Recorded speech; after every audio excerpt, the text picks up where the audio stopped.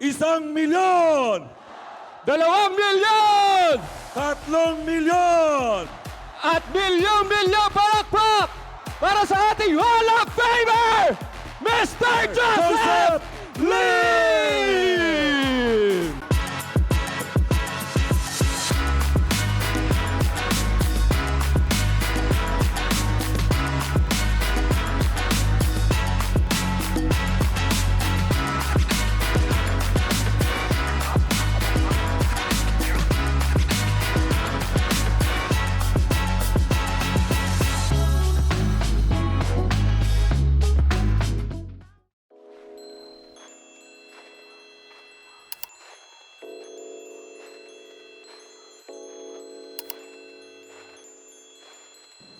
Simulan po natin to sa, ang mundo natin, may tinatawag na Game of Life.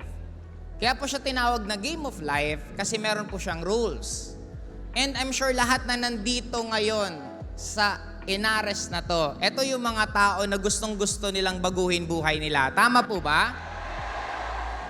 Pwede ko po ba kayong turuan ng mga dapat nyong gawin para 100% makukuha nyo lahat ng gusto nyo? Kaya ihihilingin ko lang po, mag-concentrate kayo ng sobra kasi sobrang daming libro, sobrang daming personal experiences, sobrang daming taong na-interview ko para lang ma-discuss ko tong i-discuss ko ngayon sa inyo. Normally, dinidiscuss ko to sa mga selected na mga leaders, pero right now, i-discuss ko to lahat sa inyo. Kaya sana namnamin nyo to ng sobra kasi ito po ang makakatulong ng pagbabago ng buhay ninyo. Okay? Ngayon, simulan po natin. Paradigm shift. Alam nyo ba na pwede nyong baguhin ang past nyo? Tanungin ko kayo, pwede nyo bang baguhin ang past nyo? Actually, yes. Number one, pwede nyo pong i-create yung past nyo. Bibigyan kayo ng isang example ng personal experience ko. Nag-networking ako kasi gusto ko yung magulang ko magkabalikan. May kaya kami simula bata, bumagsak negosyo ang parents ko nung high school ako, naghiwalay sila, and since I'm a product of a broken family, pinapangarap ko na makita ko magkabalikan ulit ang magulang ko. Kaya nung nakita ko ang networking, sabi ko, maganda to, mabilis akong yayaman dito. Sabi ko, hindi naman to ganun kahirap kasi mag-i-invite ka lang naman, magre-recruit ka lang naman, kakausap ka lang naman ng tao. Sabi ko, napakadali lang naman itong gagawin na to. Now, habang ginagawa ko siya, sobra lahat ng puyat, pagod, biyahe dito, biyahe doon, hindi ko yan ninanamnam kasi ang goal ko, gusto kong magkabalikan magulang ko. Nung high school ako, nung nag-aaral ako, laging napapatawag ang magulang ko sa principal office pero hindi dahil may mga awards ako, kung hindi baliktad. Laging meron ako nagagawang hindi maganda sa school kaya ako pinapatawag. And ang dream ko para sa parents ko, at least man lang, once in their life, maging proud man lang sana sila sa akin. Kaya nung nagsusumikap ako ng sobra, sabi ko, gusto ko, pag tinawag akong Millionaires Club at umaakyat ako sa stage, i-invite ko yung parents ko. Tatawagan ko si Papa, tatawagan ko si Mama, sasabihin ko may award ako, pauupuin ko sila dyan mismo sa harap na yan. At magugulat sila yung anak nila tatawagin sa stage. At biglang magkakaroon ng isang award na kung sa school, mga 40-50 students lang, dito isang ganito karami, a-awardan yung anak nila. And I'm sure they will be very, very proud. Nung na-hit ko na ang Millionaires Club, sobrang excited na ako at may pera na ako noon. Sabi ko, i-invite ko parents ko. Pag award, i-invite ko sila sa Baguio. Magdi-date kami sa Baguio. Then pag uwi namin, buo na pamilya namin. Yun yung pangarap ko. That was 2007. And 2007, nung a-awardan ako ng Millionaires Club, namatay mom ko. Now, what will be your motivation pa kung yung pinaka-isang rason na gusto mong magsumikap at gusto mong gumanda buhay mo, nawala? Now, nung tinanong ko sa sarili ko yan, sabi ko, Lord, bakit naman ganon?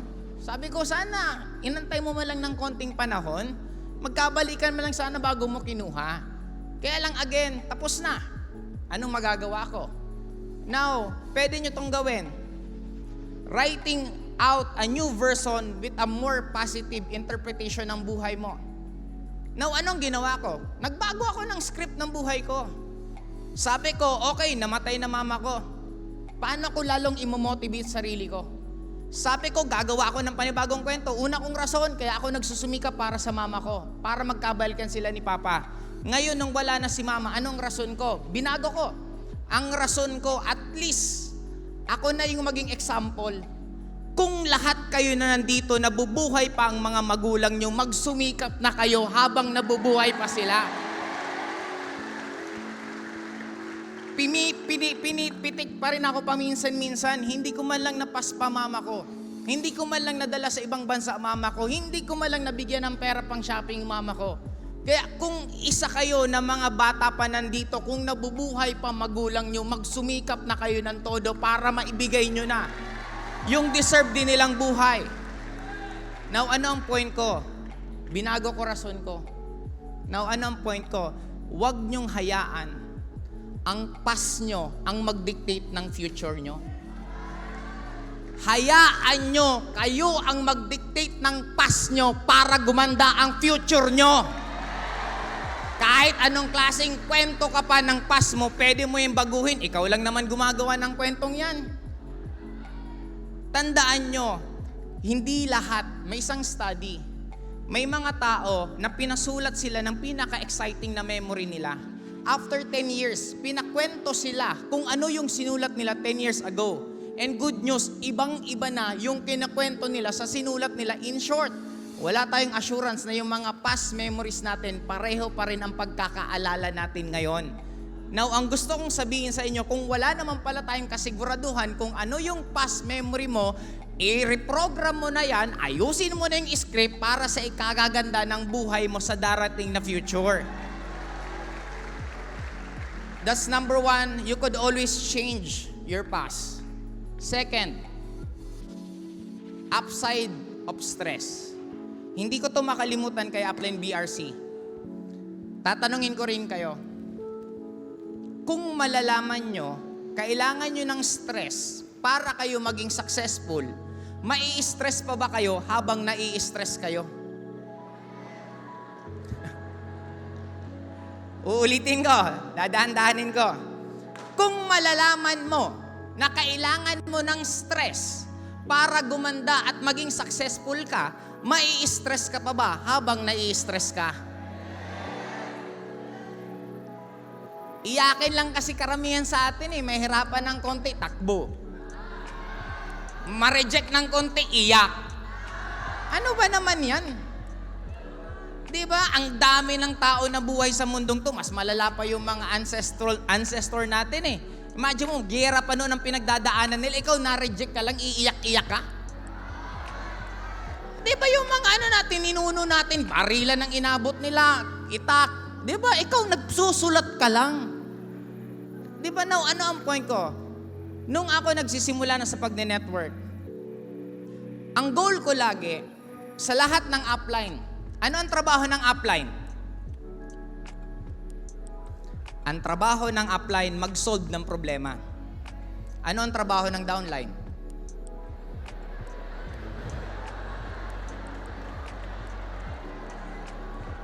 May isa akong kausap, nag-a-advise sa akin. Sabi niya, Joseph, huwag kang magtayo ng apartment. Huwag kang magparenta ng mga apartment kasi pangit yan. Sabi ko, bakit? Kasi maya-maya may magre-reklamo sa'yo. Sira tubig, sira ilaw, may mga ganun. Sabi ko, hindi mo maganda yun? Sabi niya, bakit maganda? Kasi kaya may nagre-reklamo kasi may umuupa. Ibig sabihin, may kinikita ako. Itatanong ko rin ulit sa inyo, pag kayo ba tinitext ng mga downline nyo, nabubisit ba kayo, nagre-reply kayo? Nung ako nagsisimula sa pag-network, gusto ko lahat ng text ng mga downlines ko ng mga question na nasasagot ko. At ang mga tanong paulit-ulit, upline, anong mas maganda? 3 accounts, 7 accounts, 15 accounts. Upline, bakit po ba food supplement tayo? Nakalakay, no approved therapeutic claim. Bakit sinasabi natin na nakakapagpagaling tayo? Upline, pyramiding po ba tayo? Paulit-ulit lang yan. Alam nyo ba ang kagundahan ng networking? Nung simula ako nag-join, hanggang ngayon ang tanong pare-pareho lang. Walang pinagbago sa tagal-tagal na nangyari sa mundong to. Pare-pareho pa rin ang tanong. Sa kagustuhan kong sagutin lahat ng downlines ko, hindi ko na kinakaya sa sobrang dami nila. Napilitan akong gumawa ng mga video. Ako po ang kauna-unahang networker dito sa Empowered Consumerism na gumawa ng mga video kasi nga gusto kong matulungan mga downlines ko. Tandaan nyo, lahat ng nakikita nyo sa mundong to, nagsimula ito sa problema. Bakit may kotse? Kasi napapagod ang kabayo. Bakit may upuan? Kasi dati, wala naman upuan. Siguro yung mga bato-bato lang yung upuan natin. Siguro nakaisip yung mga ninuno natin, maganda kaya gumawa ng upuan. Kaya may upuan. In short, nagsimula siya sa problema. Problemang hinarap, pinag-isipan, nagkaroon ng solusyon. Yung solusyon na yun ang makakatulong para lalong ikagaganda ng buhay mo. In short, pag may problema ka, harapin mo, huwag mong takbuhan. Napilitan ako gumawa ng video, napilitan ako gumawa ng fan page, and because of that, lalong lumaki ng lumaki ang network ko.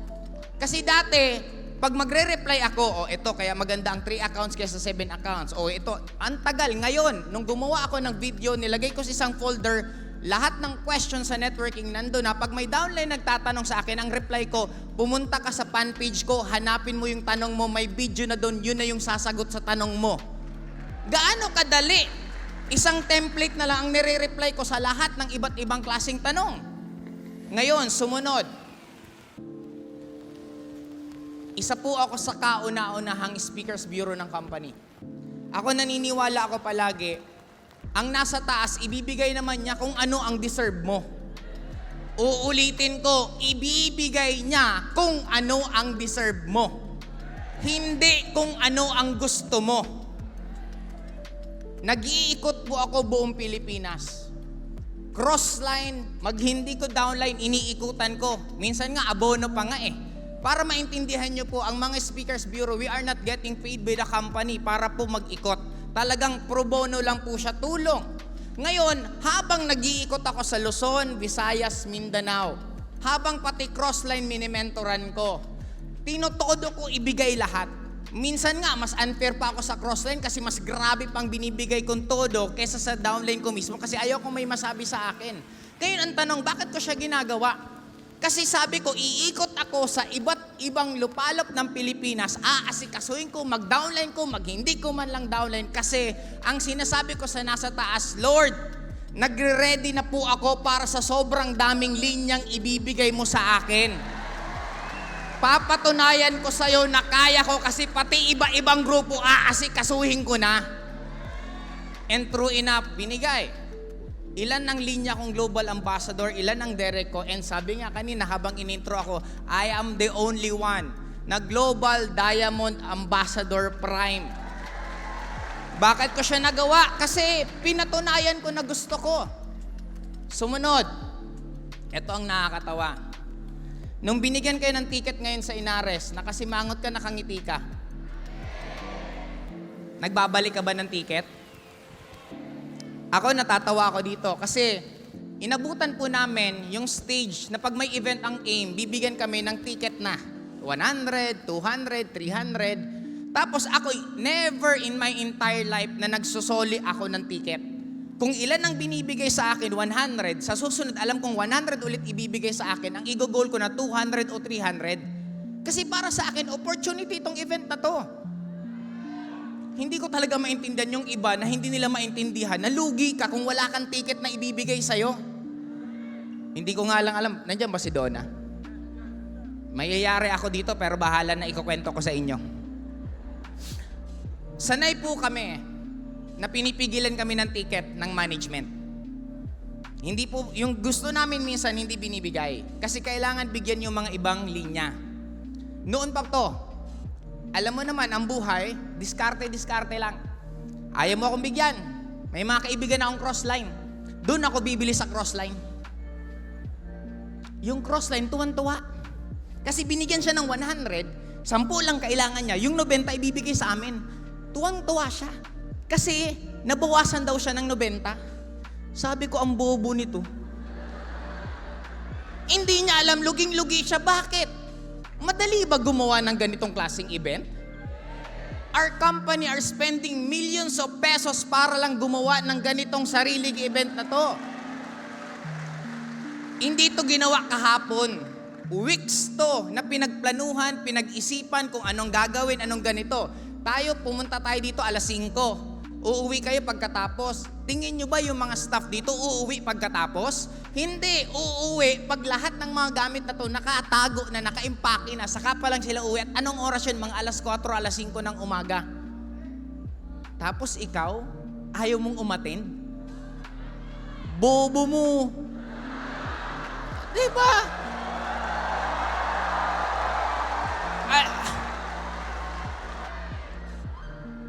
Kaya kayo, kung ayaw nyo ulit ng ticket sa susunod na event, andito lang po kami. Amin na yan.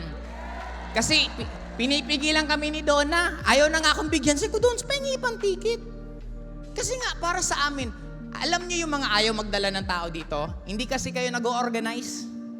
Subukan nyo mag-organize ng event, makikita nyo gaano kadugo at maa-appreciate nyo yung mga staff, yung management natin sa ginagawa ng ganitong klaseng event.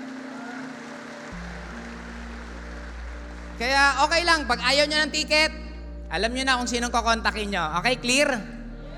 Okay. Sunod. Now, what is your purpose in life?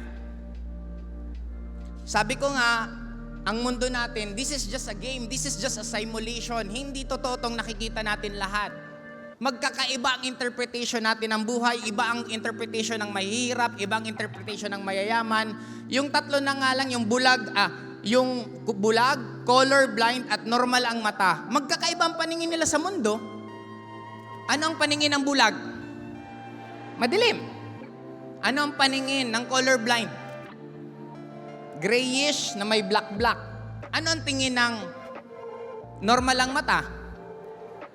Pansinin mo, nasa iisang mundo sila pero iba-iba ang nakikita nila sa iisang mundo. Idagdag mo pa yung duling. Diba?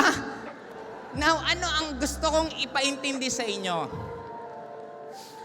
Tayo ang nagbibigay ng definition ng life. Tayo ang nagbibigay ng definition ng purpose natin.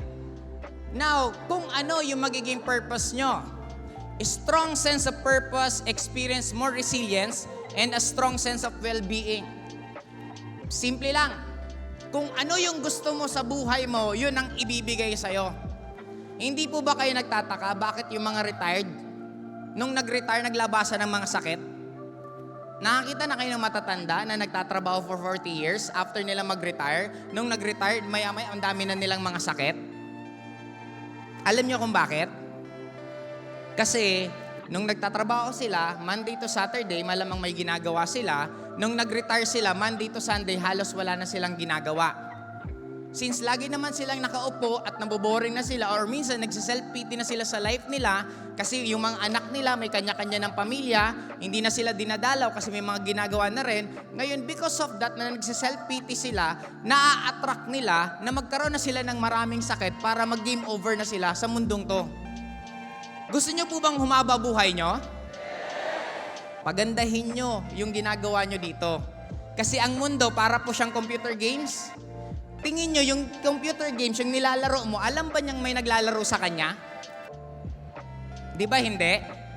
Ito tanong ko, paano tayo nakakasiguro na walang nagko-control sa atin? May rule ang mundong to. Yung speed na lang, pinakamabilis na speed is speed of light. Nasa 299 million per meter per second. Ibig sabihin, may rules. May rules tong mundong to. Ngayon, nung ako nag-networking, alalang-alala ko to. Na-recruit ako 2003 of October. May na-meet akong isang tao na siyang pinakamalaking kumikita sa kumpanyang yon. Nag-join siya, I think, 1995. At hanggang 2001, 2002, top 1 na siya.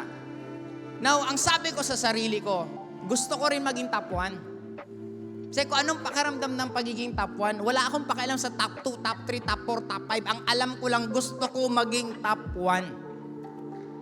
Now, since lahat ng inihiling natin, ibabagsak sa'yo, kailangan ko maging top 1. Since kailangan ko maging top 1, ang daming binigay sa akin ng mga dadaanan ko.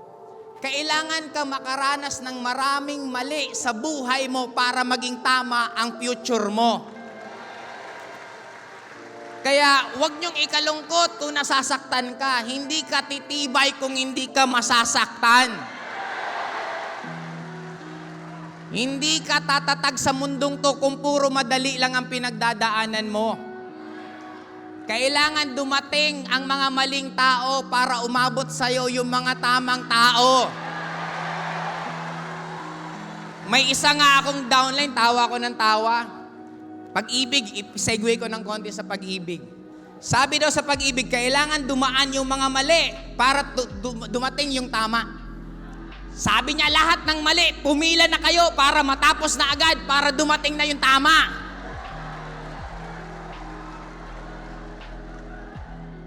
Since ang goal ko, gusto ko maging top 1, gusto kong yumaman, gusto kong kumita ng sobrang laki.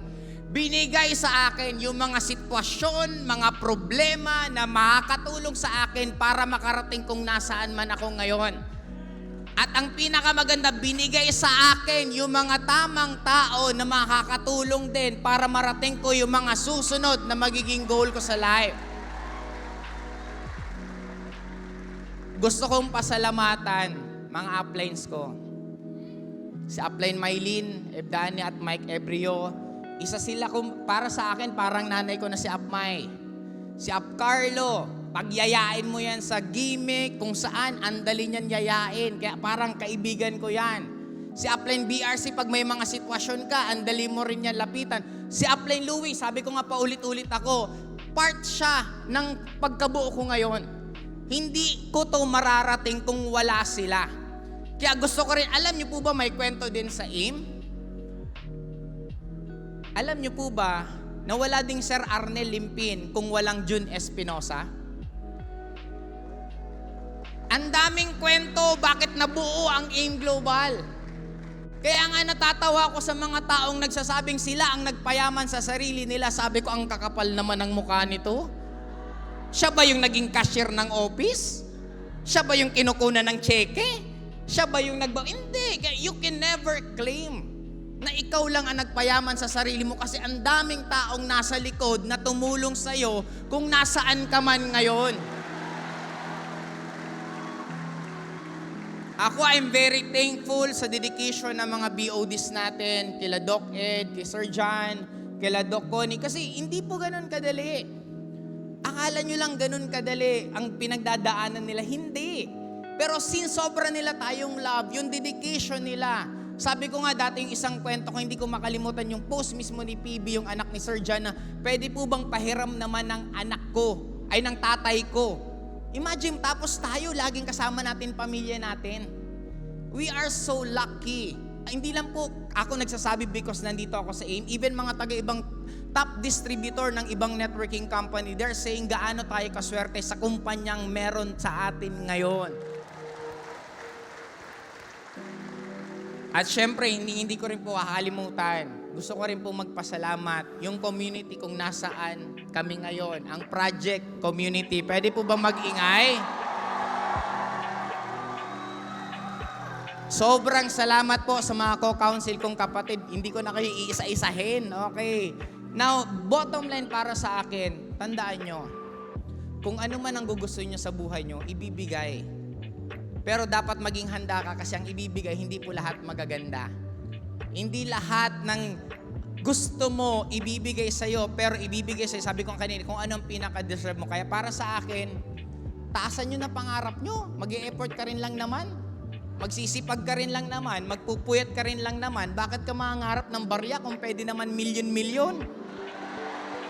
Di ba? Bakit ka mangangarap ng isang kotse kung pwede naman maraming kotse? Bakit mangangarap ka ng isang bahay kung pwede naman maraming bahay? Diba? Kaya para sa akin, sunod kong gustong i-discuss po sa inyo is get out of your comfort zone. Gawin nyo yung mga bagay na hindi kayo komportable. Kung hindi ka sanay sa heights, sumakay ka. Ako ang paniniwala ko sa buhay, gawin ko na yan. Pag namatay ka, hindi mo naman malalaman. Di ba pag namatay ka, ganun lang naman wala naman, uy, mamamatay ka na bukas. Di ba wala namang ganun. Ang mundo natin, ito, diretsuhan tayo. Di ba napakasarap? Yung ginawa mo, takot na takot ka, pero hinarap mo, pagkaharap mo at nagawa mo, di ba anong pakiramdam? Isahan.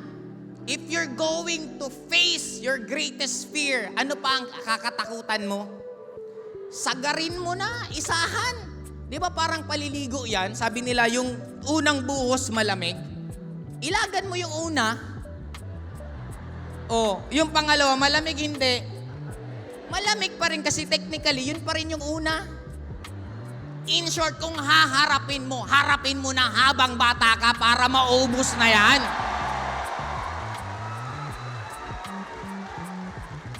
Yung mga nagsasalita palagi na mga success stories, hinarap lang nila yung takot nila. Harapin mo. Yes, I do believe na meron part ng brain natin na gusto tayong masustain ang humanity, kaya meron tayong fear. Pero hindi aasenso ang buhay mo, hindi magbabago ang buhay mo kung lagi kang nandun sa word na fear. Harapin mo yung mga bagay na takot ka, gawin mo unti-unti at magugulat ka. Kayang-kaya. Ako, takot po ako sa heights. Pero nakapag-skydive po ako sa Las Vegas. Eto, hindi ko to makakalimutan. Ang nakakatakot sa pag-skydive, yung gabi na alam mo kinabukasan, mag-skydive ka na. Medyo bumibilis-bilis ninyo ng tibok mo. Pero yung mga kasamahan mo, nagyayabangan pa kayo, excited na ako bukas, excited na ako, pero yung puso mo, gumaganon-ganon din. Kinabukasan sa breakfast, mas dumodoble na yung tibok ng puso mo. Nung dumating na yung sundo, lalong bumibilis na yung tibok ng puso mo. Nung pagdating nyo na dun sa venue at dinadamitan na kayo ng suit, lalong lumalakas na ang tibok ng puso mo. Nung sumakay na kayo sa eroplano, wala nang imikan. Yung nagyayabangan kayo nung gabi, excited ako, yeah, wala, tahimik lahat. Nung nasa ere na at binuksan na yung pinto at alam mong ikaw na yung susunod, grabe lalo. Nung nahulog ka na, pagkahulog mo, bumukas yung parachute, kasi yung hulog po, mga 5 seconds lang naman.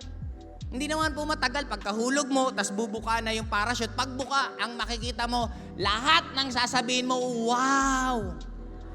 Grabe, ang ganda, ang laki ng Las Vegas. Yung pinakakinakatakutan mo, yung pala ang pinakamasarap na mararamdaman mo sa buhay mo. Kaya para sa akin, takot ako sa ahas, may alaga ako sa bahay na ahas na ang laki-laki ng mga 5 taon nang bumubuhat. Ang dami kong fear na hinarap ko. Buhay pa rin naman ako. Eto na nga, nagsasalita na nga sa harapan nyo eh. Gusto nyo rin bang magsalita dito? Ubusin nyo na lahat ng takot nyo ngayon na 2023 na to.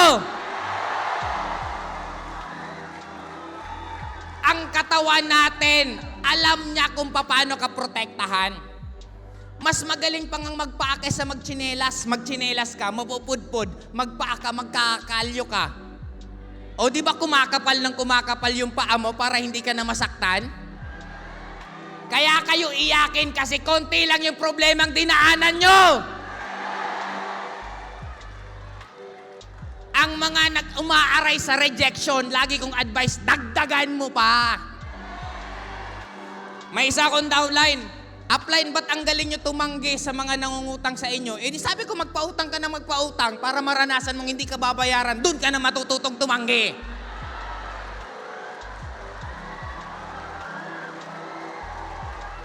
Lahat ng mga successful na tao, ang dami lang nilang dinaanan at hinarap lang nila at hinarap nilang nakangiti at dire-diretso lang, kaya yan naging successful.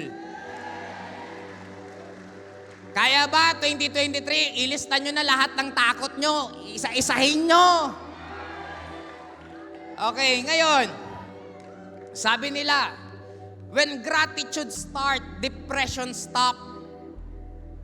Kaya ka lang, masyadong mareklamo kasi hindi ka marunong tumingin ng mga magagandang nangyayari sa'yo.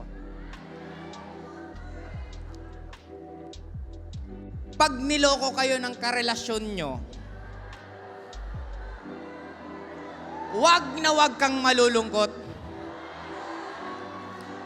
Pag iniwan ka ng karelasyon mo na nanloko sa'yo, lalong wag kang malulungkot. Tanungin niyo ako kung bakit. Nabawasan ka ng isang manloloko sa buhay mo, bakit ka malulungkot?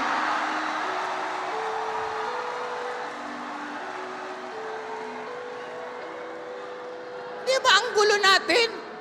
Niloloko ka ng paulit-ulit, dikit ka pa ng dikit, palitan ng iba yan. 8 bilyon ang tao sa mundong to, nag-iiyak ka sa iisang tao.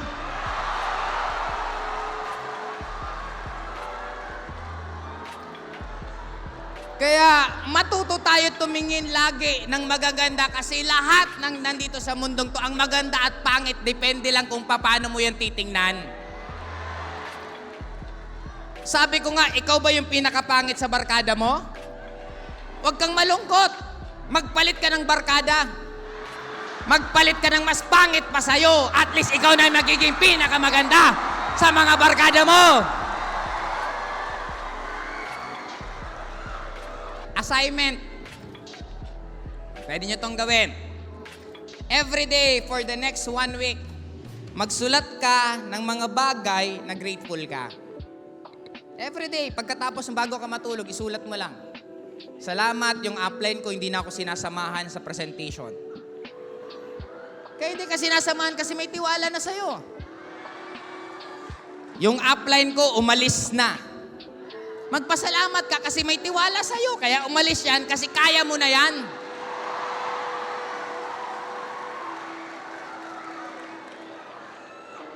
Wala kang nakakain kasi wala ka na kayong pera sa hub nyo.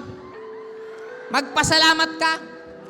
Kasi yung matataba, hirap na hirap mag-diet, ikaw wala kang ka-effort.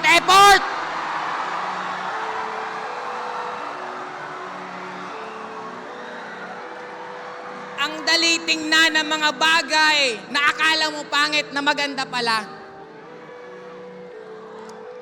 Wala kang pera kaya naglalakad ka palagi ng malayo. Imbis magsimangot ka, imbis magreklamo ka, magpasalamat ka. Yung mayayaman, pupunta sa gym, magbabayad sa gym, magte-treadmill, maglalakad lang naman, nagbayad pa. Ikaw, naglalakad ka na, mas maganda pa, nakikita mo actual kesa siya, screen lang na naglalakad ang nakikita niya. Diba, ang kulit ng buhay ng tao. Parang breeze yan. Yung mga walang pera, kung makapag-breeze, kitang-kita. Yung mga mayayaman, yung breeze gusto itago. Di ba ang gugulo ng tao? Kaya ano man ang tandaan nyo. Ako, nadadaanan ko to. Marami kaming pera, kakain kami sa restaurant ng mga buffet. Habang kumakain kami, ay wag yan, may taba yan. Puro kami, nagkokontrol kung ano mga kakainin. Sabi ko, nung wala kaming pera, nung wala kami pang buffet, ang lakas namin kumain. Kung kailan nagkaroon ng pera, saka puro diet. Kaya ikaw, habang wala ka pang pera, isipin mo na lang, nagda-diet ka. Yan ang gratitude. Tandaan nyo, when attention goes, the energy flows. Paano ka bibigyan ng napakaraming magaganda sa buhay mo kung ang dami nang binigay sa'yo, hindi ka man lang marunong magpasalamat?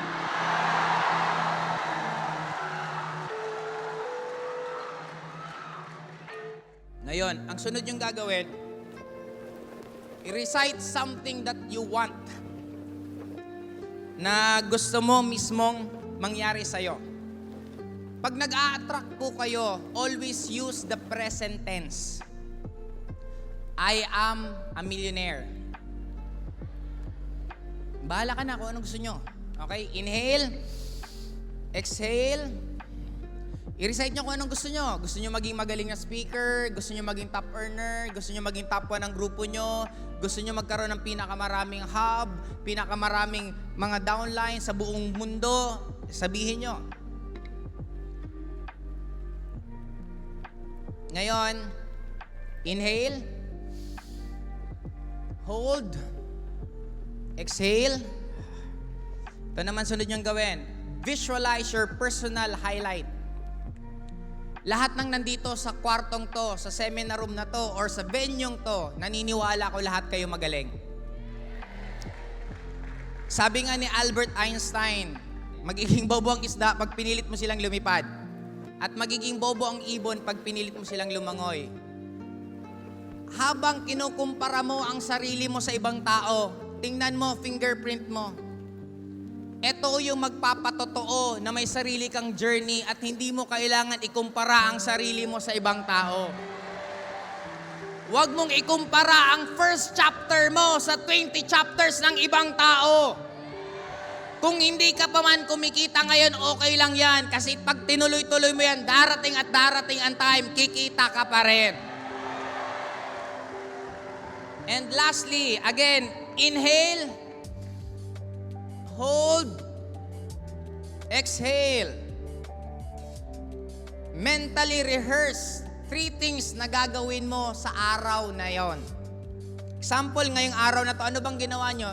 Binvisualize nyo ba na habang nandito ka, na ini-enjoy mo ng sobra ang training?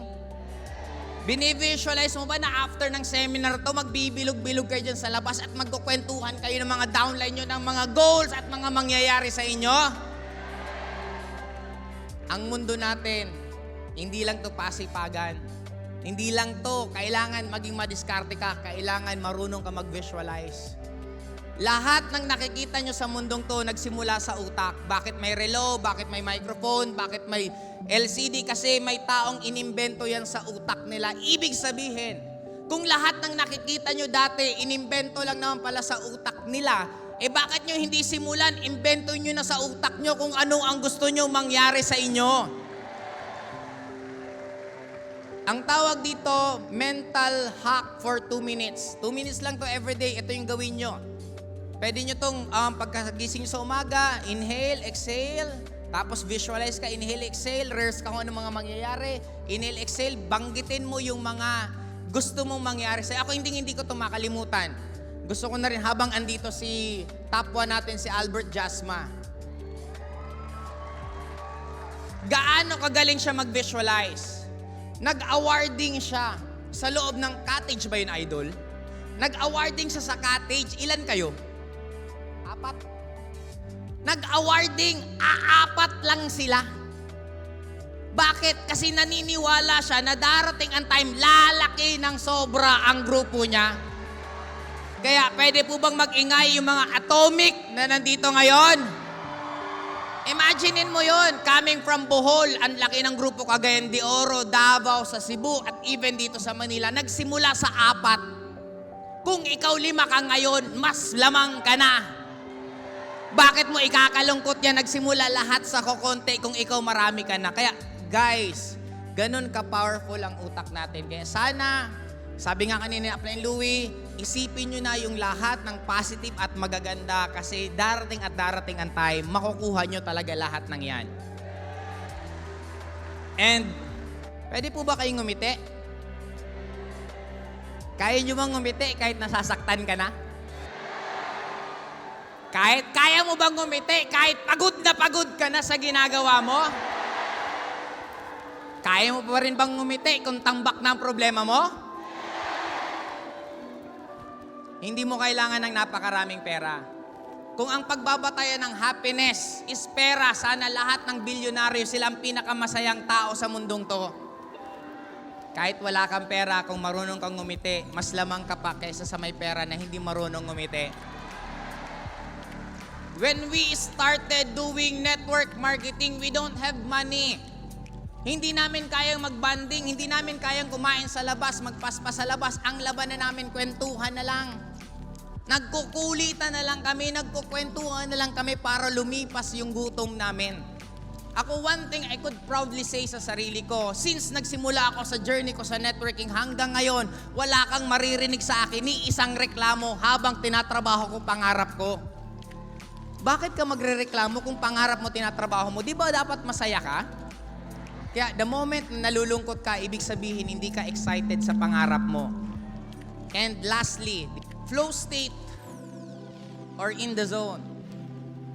Ito yung nangyayari sa mga athlete na parang pag basketball player ka, na parang kahit anong tapon pumapasok, kahit pangit-pangit na yung style ng tira mo, pero pumapasok pa rin. In short, ito yung tinatawag na parang swerte.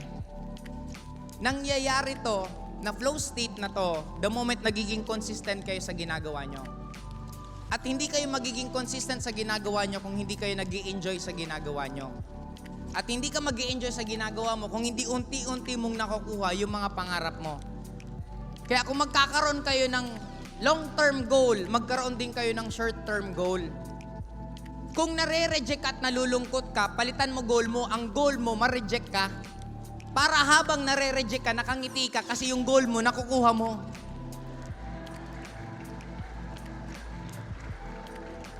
Nakaranas na po ba kayo? Nakakarinig kayo ng musika kahit walang sounds? Pag nagne-network po ba kayo at may kausap kayo, nabivisualize nyo ba na darating ang time, kikita ka ng malaki? Pagkaharap mo yung computer mo, kaharap mo cellphone mo, at pagtingin mo lahat ng kasamahan mo, wala na, nagsisipagtulugan na, pero ikaw hindi mo kailangan ng tulog. Nararanasan nyo po ba yon? Pag nararanasan nyo, congratulations. Hindi mo kailangan ng alarm clock para ka gumising. May schedule kang alas 9, mas nauuna ka pa minsan sa alarm clock.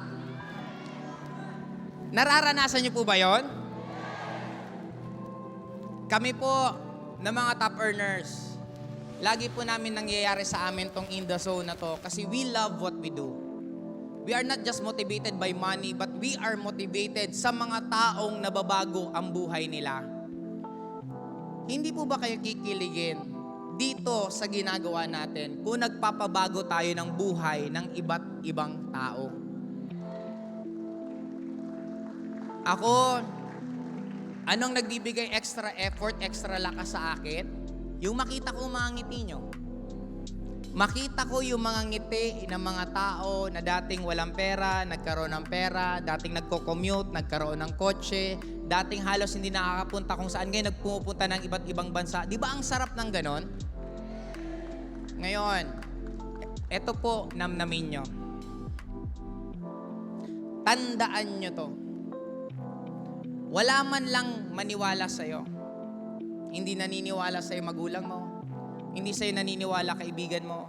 Hindi sa'yo naniniwala mga kamag-anak mo sa ginagawa mo. Okay lang yan. Ang importante, naniniwala ka sa sarili mo. Kasi, pag naniwala ka sa sarili mo, unti-unti, magugulat ka. May mga maniniwala din sa'yo. At pag tinuloy-tuloy mo yan, magugulat ka. Unti-unti, dumadami na ang naniniwala sa'yo. At pag tinuloy-tuloy mo yan, mas sobrang magugulat ka.